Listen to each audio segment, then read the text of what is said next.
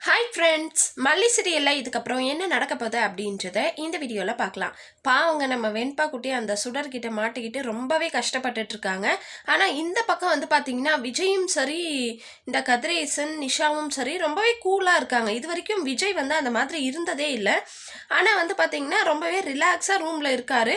நம்ம மல்லி தான் வந்து ரொம்பவே பரிதவிச்சு போய் இருக்காங்க. அப்படியே அவங்களால தூங்க முடியல, சாப்பிட முடியல, எதுவுமே பண்ண முடியல. தன்னோட உயிர் போன மாதிரி இருக்கு. மல்லி வந்து அப்படியே பைத்தியம் முடிச்ச மாதிரி இருந்துட்டு இருக்காங்க. ஸோ கூடிய சீக்கிரத்துல நம்ம வெண்பாவை விஜய் கண்டுபிடிக்கிறாரோ இல்லையோங்க, நம்ம மல்லி தான் கண்டுபிடிக்க போறாங்க. கண்டிப்பா இதுதான் நடக்கும்னு சொல்லிட்டு நான் நினைக்கிறேன். நீங்க என்ன நினைக்கிறீங்கன்னு சொல்லிட்டு மறக்காம கமெண்ட் பண்ணுங்க. ஏன்னா எப்பவுமே எந்த ஒரு பிரச்சனையா இருந்தாலும் நம்ம மல்லி தான் அதுக்கு சொல்யூஷன் வந்து கண்டுபிடிக்கிறாங்க. ஸோ அப்படி இருக்கும்போது தன்னோட பொண்ணை, தன்னோட உயிரே வந்து ஒரு ஃப்ராடு கடத்தி வச்சிருக்கும் போது நம்ம மல்லியால அந்த வீட்டில் இருக்கவே முடியல.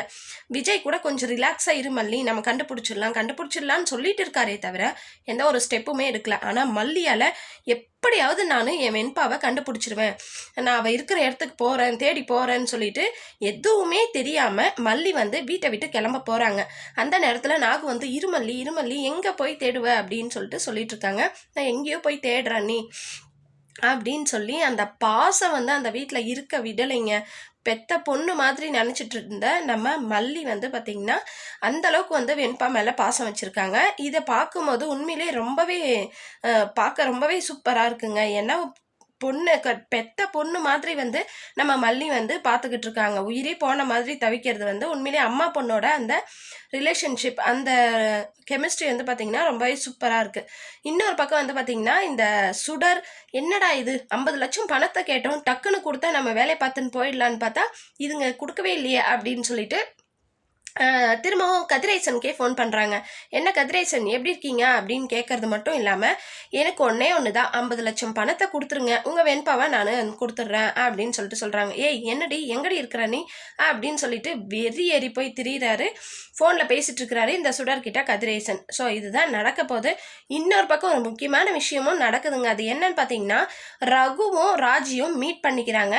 ரகு வந்து ராஜி கிட்ட சொல்கிறாரு, இந்த சுடர் வந்து எனக்கே தண்ணி காட்டுவா போல இருக்கு அப்படின்னு சொல்லிட்டு. ஸோ இவங்க 2 பேரும் சேர்ந்துக்கிட்டு சுடரை கண்டுபிடிப்பாங்களா? கண்டுபிடிச்சாலும் நம்ம வெண்பா குட்டியே காப்பாற்ற போகிறதில்ல. ராஜி என்ன அவ்வளோ பெரிய நல்லவங்களா என்ன? அதனால் நம்ம வெண்பாவை கண்டிப்பாக மல்லி தான் காப்பாற்ற போகிறாங்க. காப்பாற்றி 2 பேரும் கட்டி பிடிச்சி சந்தோஷத்தை பரிமாறிக்க போகிறாங்க. ஆனால் எந்த மாதிரி ஒரு விஷயத்துலன்னு தெரியல. ஆக மொத்தம் ஏதாவது ஒரு காரணத்தால் ஏதோ ஒரு விஷயத்தை தேடி நம்ம போகிறாங்க. வெண்பா குட்டியே கண்டே பிடிச்சாகணும் அப்படின்னு சொல்லிட்டு போகிறாங்க. கண்டிப்பாக நம்ம மல்லி கண்டுபிடிச்சிருவாங்க.